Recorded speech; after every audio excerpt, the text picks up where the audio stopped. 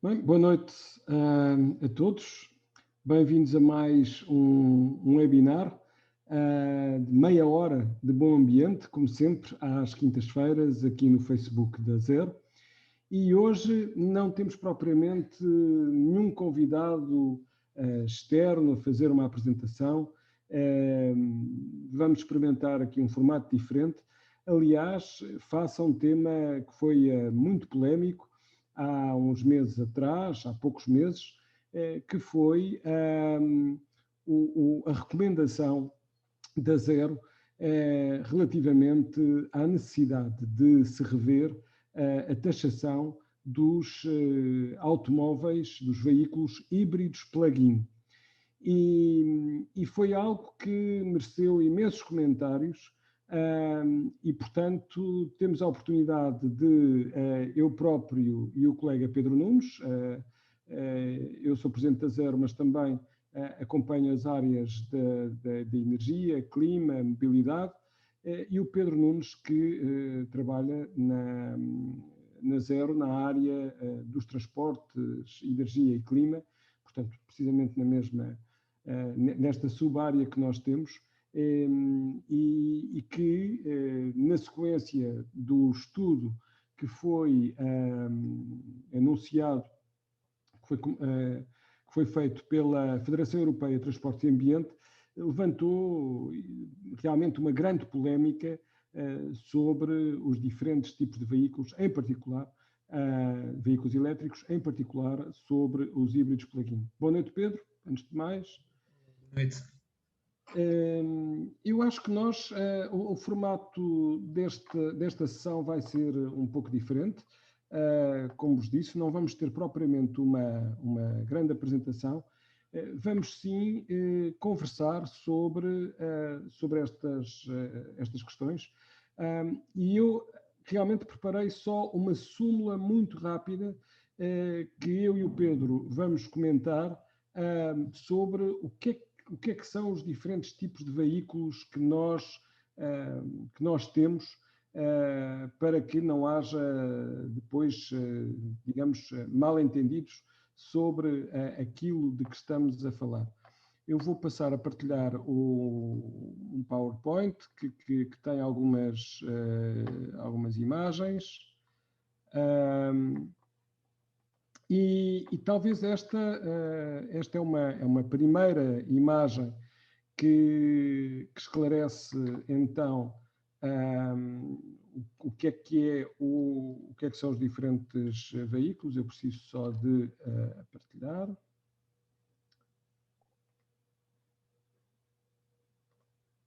Penso que ela agora já está visível. E, portanto, estas são as diferentes siglas inglesas que são utilizadas para caracterizar diferentes tipos de veículos e para nos entendermos. Portanto, nós temos os veículos híbridos. Os veículos híbridos são veículos que têm um motor de combustão interna, portanto o ICE, o Internal Combustion Engine, têm um travão regenerativo, portanto eu quando travo vou conseguir aproveitar parte dessa energia da travagem para alimentar baterias que estão ligadas a um motor elétrico. E essas baterias, portanto, são baterias relativamente pequenas e estes carros usam o combustível, portanto, tradicional, a gasolina ou o gasóleo. Um híbrido plug-in, reparem que tem aqui uma diferença muito considerável, aliás, duas. A primeira é que as baterias são um pouco maiores, é igual a um veículo híbrido, e essas baterias, ao serem maiores, já têm ali uma tomada de corrente, ou seja, elas já são, o plug-in significa que elas já são carregadas a partir da rede elétrica, para além de alguma eletricidade que consiga ser acumulada a quando da travagem.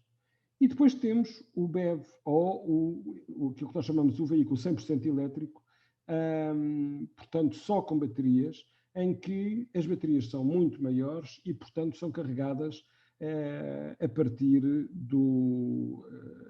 da rede elétrica, havendo também a regeneração a quando da travagem. Ora, aqui vocês têm, passa propaganda, um dos modelos mais famosos, dos híbridos mais famosos, portanto, tem um motor elétrico, tem um motor combustão, consegue, com a bateria que tem pequena, ainda fazer muito poucos quilómetros só em modo de bateria. Estamos a falar de 1 km, 2 km, habitualmente, e isso é aquilo até que se chama um híbrido paralelo, porque há os chamados híbridos em série, que são modelos que não permitem esta capacidade, ou seja, o motor de combustão tem que estar sempre a funcionar. Temos depois o plug-in, não é? Onde, cá está, eu tenho uma tomada, tenho os dois motores e já tenho baterias mais extensas que dão uma autonomia de algumas dezenas de quilómetros.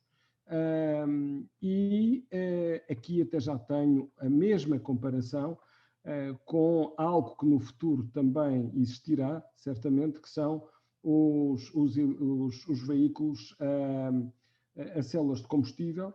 Muito provavelmente, do ponto de vista económico, nós iremos para os veículos pesados como sendo os primeiros, mas que, reparem, é exatamente igual. A única diferença é que eu, em vez de carregar a partir da rede elétrica, eu vou gerar eletricidade e tenho um motor elétrico a partir de uma célula de combustível alimentada, portanto, por hidrogênio, que se espera seja 100% renovável. E depois temos aqui o gráfico da polémica de 3 modelos testados que foram selecionados entre os mais vendidos, e foi este estudo da Federação Europeia de Transportes e Ambiente que levantou grande polémica, porque podem ver aqui, vocês têm as emissões oficiais de dióxido de carbono, e isto corresponde a um determinado ciclo e a 100 km, não é? Portanto, eu vou ter parte da viagem feita em modo elétrico. Aliás, vai corresponder aos primeiros 100 km, atenção. Portanto, aqui eu tenho uma viagem primeiramente elétrica e depois com combustível gasóleo ou gasolina. A azul, uma comparação entre os testes feitos pela empresa que foi subcontratada pela Federação Europeia de Transportes e Ambiente, onde se vê que as emissões reais são efetivamente maiores, em alguns casos 89% maiores. Depois, as emissões de quando eu só ando a gasolina, portanto, imaginem que eu cheguei aos 50 km, gastei toda a minha bateria e agora vou fazer mais 200 km só a gasolina ou gasóleo. Portanto, aqui temos o nível de emissões verificado e depois ainda posso ter maiores emissões, que são nos períodos em que eu posso optar por gastar o gasóleo ou a gasolina para carregar a bateria, portanto, o chamado Battery Charging Mode. E podemos voltar depois a este gráfico. Eu vou só mostrar uma notícia do Observador, que não deixa de ser curiosa, onde uma marca de automóvel, claramente identificável, a Ford, ela própria anunciou consumos reais muito superiores nos motores híbridos plug-in. Portanto, já não chegava esta polémica da Federação Europeia de Transportes e Ambiente para, inclusive, uma das marcas vir dar razão àquilo que nós estávamos a dizer. Pedro, não sei se queres complementar para já com alguma coisa, ou eu sei que tens alguns slides também para partilhar, mas podem depois ficar para mais tarde, como queiras. Eu ia ver para já, aliás, antes de mais, porque que consegues sintetizar as razões principais que nos levaram na Zero a tecer estes comentários relativamente aos híbridos plug-in? Bom, isso realmente acontece porque Bom, primeiro nós temos que dizer que a questão das emissões dos híbridos plug-in ser bastante superior às emissões oficiais, aquelas que são as emissões dadas pelos testes, tem a ver com um problema de base de que estes carros híbridos plug-in padecem, que é a questão dos SUVs, ou seja, dos veículos utilitários desportivos, dos Sport Utility Vehicles, que na Europa têm tido uma grande preponderância nas vendas, têm crescido fortemente nas vendas. Neste momento, eles na Europa já representam cerca de 40% das vendas. Em Portugal, eu penso que representarão mais ou menos o mesmo nas vendas. E o problema destes carros é que são carros que são pesados, são grandes, são pouco aerodinâmicos e, por causa disso, são carros que consomem muito. E por essa via as emissões das frotas automóveis nos vários países da União Europeia têm mesmo crescido por esse motivo. E esta questão do SUV liga com os híbridos plug-in porque grande parte dos híbridos plug-in acumulam com SUV, ou seja, os híbridos plug-in eles partem já de uma base que não é boa, e depois tem o problema acrescido de terem uma bateria que, embora seja uma bateria maior do que aquela que está instalada nos híbridos, é uma bateria que na maior parte dos casos é pequena e proporciona baixas autonomias em modo elétrico. Portanto, nós vimos naquele gráfico que o Francisco mostrou que as autonomias em modo elétrico, mesmo assim, em termos de emissões, representam mais emissões do que as emissões de catálogo, mas o problema é que estas emissões na prática não são conseguidas, ou melhor, estas autonomias na prática não são conseguidas. Isso tem a ver com várias questões, sobretudo relacionadas com isto de serem carros pesados, mas agora transpondo um pouco para a parte nacional. Aquilo que nos levou realmente a suscitar a atenção para este problema tem a ver com uma discrepância que nós na Zero verificámos existir entre as vendas na Europa e as vendas em Portugal destes carros. Eu vou talvez passar a mostrar aqui, não sei se estão a ver o gráfico. Ainda não. Não. Pode demorar um bocadinho, tens de compartilhar a tela. Ok, então só um momento. Portanto, um dos problemas é que nós vimos que em Portugal, nós que estávamos a ser campeões, entre aspas, se puderes pôr em modo, quer dizer, consegue-se ver bem, mas não está em modo de ecrã inteiro, não está em modo de apresentação. Vê-se os slides de lado e vê-se... Já está agora. Exato, já está. Okay. Um dos problemas que nós começámos aqui a ver foi realmente que em 2019 nós tínhamos mais veículos elétricos a ser vendidos, novos a ser vendidos em Portugal, do que plug-ins, e em 2020 essa situação inverteu-se. E inverteu-se muito por causa da taxação muito favorável, comparativamente apenas com os a gasolina, para carros bastante caros, e foi essa questão que nós pusemos em causa, sendo que a maior parte do mercado destes plugins eram, aliás, mercado de empresas e não de particulares. Já temos algumas perguntas, mas Pedro, explica melhor então os 3 slides antes de irmos às questões. Essa questão das empresas é uma questão importante, porque a maior parte dos carros, a maior parte das vendas automóveis são vendas para empresas. Na Europa, 60% dos automóveis que são vendidos são vendas para empresas, onde estes carros particularmente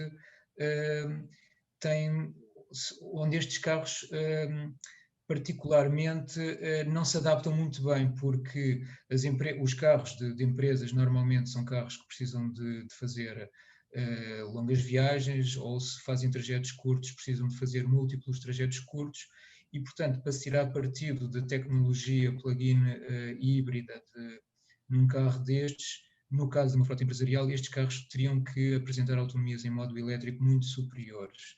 E nós vemos que realmente as empresas são aquelas que beneficiam mais dos apoios. Mas pronto, nós realmente em termos das vendas em Portugal, nós aqui conseguimos ver as vendas em 2019 dos carros 100% elétricos, que está azul claro, depois dos plug-in híbridos, a azul mais escuro, e depois temos as vendas totais. Isto em 2019, nós víamos que os carros 100% elétricos vendiam, como o Francisco estava a dizer há pouco, mais do que os plug-in híbridos. Em 2020, a situação inverte-se. Nós vemos que as vendas dos 100% elétricos crescem residualmente, elas cresceram cerca de 13% de um ano para o outro, mas as vendas de plug-in híbridos dispararam para mais do dobro. No total, estas vendas cresceram 54%. Isto é uma situação que, de facto, é dissonante da situação europeia, porque nós vemos que na Europa, em 2019, vemos que de 2019 para 2020, aliás, vemos que as vendas de carros 100% elétricos, elas mais do que duplicaram. Em Portugal, elas, como nós vimos, cresceram residualmente. E as vendas de plug-in híbridos também cresceram fortemente. Não cresceram aqui, no caso da Europa, também cresceram fortemente. No entanto, nós verificamos que, em termos da Europa, nós temos que, e vamos ver isso no próximo slide, nós temos aqui em baixo, nós conseguimos ver isso em baixo, conseguimos ver que os carros plug-in híbridos, mesmo em 2020 na Europa, representam, ainda não chega à metade das vendas totais de carros, ao passo que em Portugal, neste momento, os plug-in híbridos representam já 59% das vendas. Pedro, eu se calhar ia-te pedir para parares de partilhar, temos várias questões e, portanto, valia a pena começar a responder. E temos aqui uma série de questões. Bem, a primeira de um dos comentários, tens mesmo que parar a partilha? Sim, eu estou a tentar. Portanto, uma das questões que é colocada é que nós falamos muito de automóveis e de veículos, e é verdade, mas a Zero tem vindo a estar muito atenta também, e obviamente à questão dos comboios e do transporte público. As ligações internacionais, por exemplo, têm recebido um grande destaque da nossa parte. Agora, o Nuno Costa Brito tem aqui vários comentários e alguns deles são pertinentes, que é, ele diz, eu consegui reduzir em 70% as minhas emissões, é uma motorização que ajuda os carregadores a se adaptarem aos carregamentos. Este estudo é com base em utilizadores que não têm o hábito de carregamento. Há aqui uma questão que eu não percebo, e o Nuno depois também poderá responder, é porque se ele aproveita tanto os carregamentos e as baixas emissões do híbrido plug-in, porque é que não comprou um 100% elétrico? Porque realmente há já, essa teria sido de longe a melhor opção. Agora, é verdade, atenção, que o estudo não foi avaliar, e não há nenhuma avaliação até agora, dos quilómetros feitos ou não das pessoas que têm híbridos plug-in, ok? Ou seja, não há dados representativos que nos digam, bem, quem comprou um híbrido plug-in utiliza 90% em modo elétrico. Esse tipo de dados, efetivamente, nós não temos e pode fazer aqui a diferença. Pedro. Bom, a questão era sobre se... A questão aqui, no fundo, era pronto, essa falha do estudo e esta nuance de eu comprar... aliás, às tantas ele pergunta que é... então, é preferível comprar um diesel do que um PHEV? Será um plug-in ou um veículo a gasóleo? Quer dizer, em alguns casos, eu não sei, inclusive, se não poderá ser, eu duvido, não é? Mas, em alguns casos, há o facto o plug-in híbrido volto a dizer, tem aqui um problema, que é, tem 2 motores e tem baterias já, de certa forma, pesadas. E, portanto, o peso do veículo já é bastante significativo. Eu diria que um plug-in será sempre melhor do que um a gasóleo ou do que a gasolina. É a noção que eu tenho. Mas não muito melhor. Não muito melhor comparativamente. Eu acho que a questão é que depende inteiramente realmente do modo de utilização. Ele pode ser muito melhor ou pode ser praticamente igual a um veículo com motor a combustão. Agora, há realmente, nós tivemos, depois de termos feito aquele comunicado, nós tivemos muitas pessoas que nos escreveram. Tipicamente são pessoas que são sócios da Zero e que, pronto, por esse motivo já têm algum tipo de consciência ambiental e presumo-se terão comprado os seus carros, porque as pessoas que nos escreveram normalmente, eu penso que quase todas elas, ou todas mesmo, tinham híbridos plug-in e, portanto, são pessoas que provavelmente compraram esses carros para reduzir a sua pegada ecológica.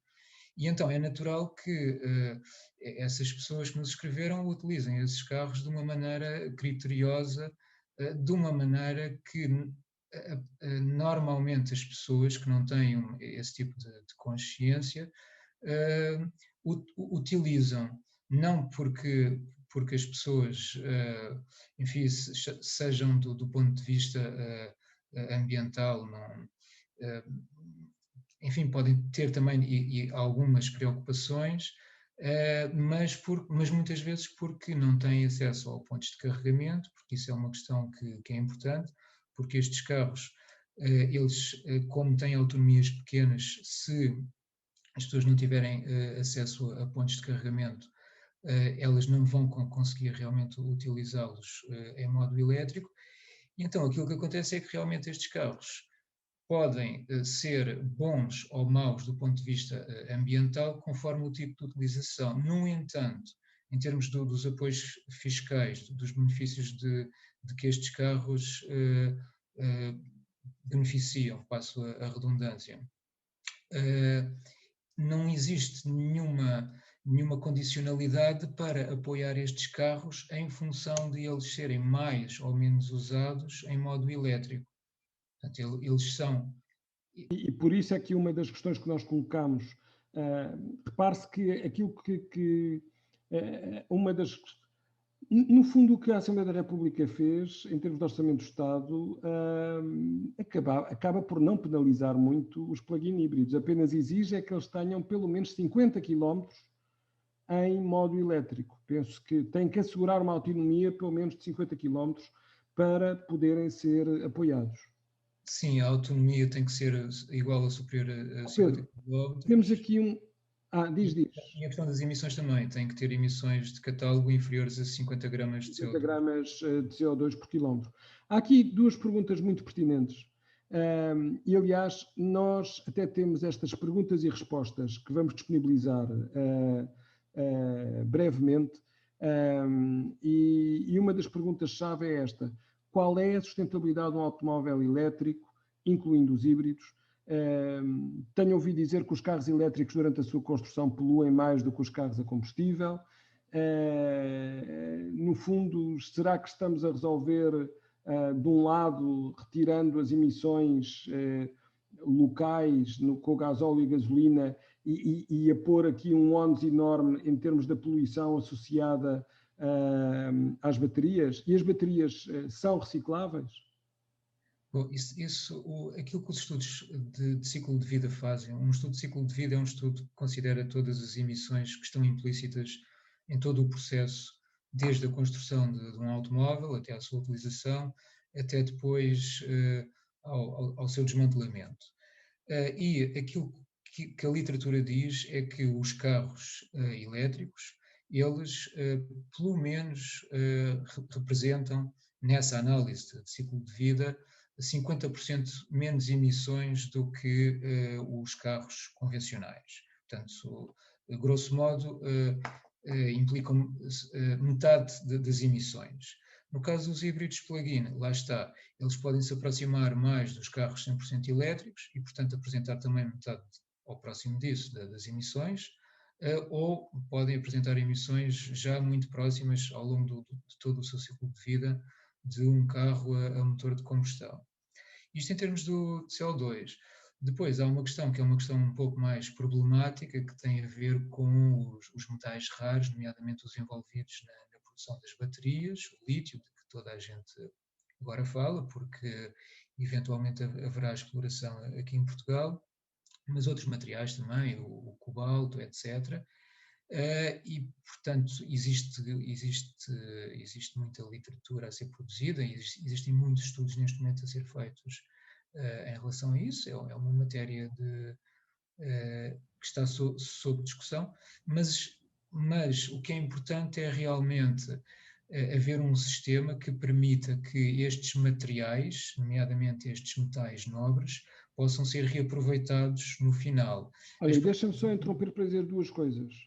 É que esse é um dos dossiês que está agora em discussão à escala europeia, durante a presidência portuguesa, a discussão das baterias.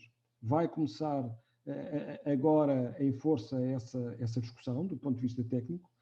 Dizer também que é tecnicamente viável fazer essa reciclagem e, portanto, o problema aqui que se coloca muitas das vezes é que é mais barato eu adquirir o lítio na mina a partir da sua extração do que a reciclagem e, portanto, é preciso corrigir isto. Quer dizer, é obviamente necessário fazê-lo.